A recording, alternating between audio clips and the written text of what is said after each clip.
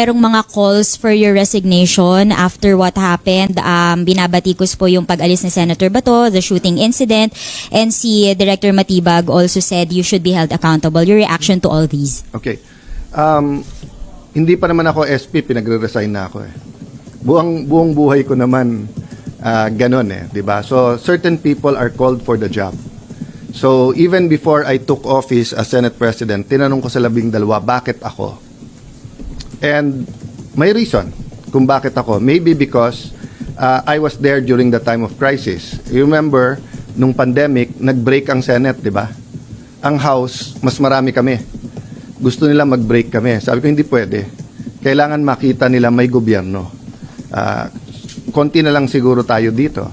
I don't blame naman yung mga nag-suggest sa akin Wednesday night na wala daw pasok the next day, Thursday, at i-cancel lahat. Sabi ko, hindi pwede.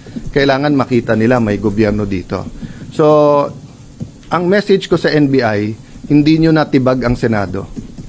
Under Alan Cayetano, hindi nyo natibag ang Senado. So, kung sino man, if I continue or may papalit sa akin, okay? Ulitin ko ha.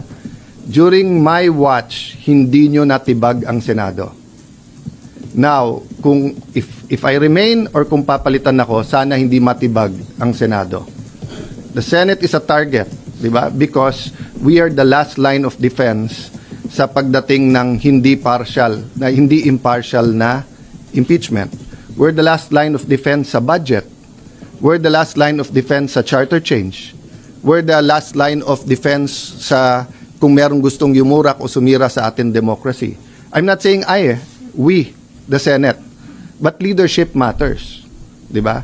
So dun sa nagsasabing take responsibility, kayo pumasok dito, kayo na maril eh, tapos kami pagre-resignin nyo. Dapat kayo mag-resign, di ba? Pati yung mga ibang nagsasabing take responsibility for the shooting. I take responsibility for my reaction, di ba? So kung mamato ako dito, batuhin nyo ako pabalik, kayo magre-resign. Ako na mato eh. The one who takes, you take responsibility for your action. So I will take responsibility for my reaction, how I handled everything. But I cannot take responsibility for them shooting at us. Confirmed na, may gunpowder yung hinuli. Sa loob ng Senado hinuli yun ha. Until this time, may nagsasabi sa Pangulo na ang NBI daw na sa GSIS wala daw dito sa loob at hindi daw nagpaputok. So makikita mo there's a lying all over going around. If they can lie with that simple thing, 'di ba? So sabi ko nga sa grupo namin, guys, hindi pwedeng maging general rule yung ginawa ng NBI. Tinetesting nila yung Senado.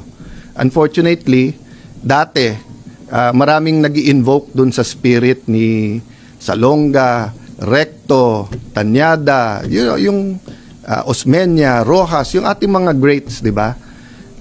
In the past, pagka inattack ang Senate, nagka-come together lahat ng senador. Ngayon, algorithm at political bias na. That's what's sad about it. No? All the evidence is there. I mean, it's beyond our control na, like sa inyo, di ba? Pag dumating na sa editor, dumating na sa final, dumating sa live interviews, hindi nyo kontrolado lahat yon. Pero yung personal experience nyo at personal testimony nyo, meaning, pag tinanong kayo ng kapatid nyo, anak nyo, pag uwi nyo, ano ba talaga nangyari?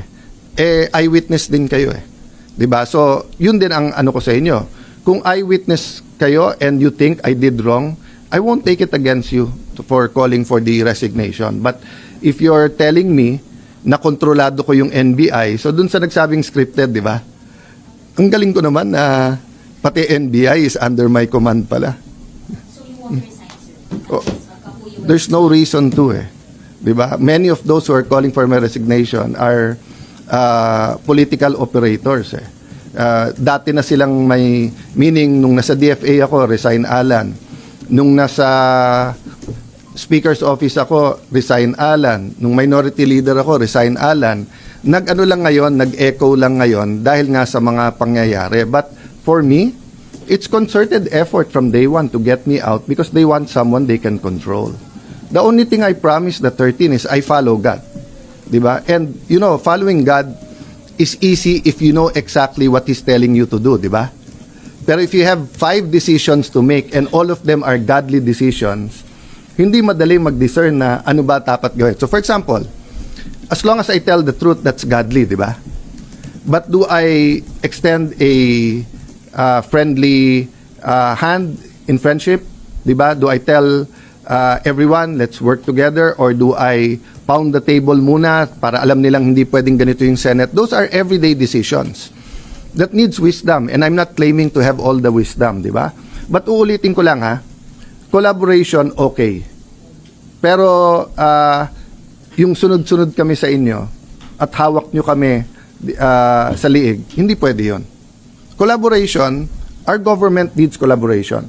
The 3 great branches of government, judiciary, executive, have to work together. Senate, House, we have to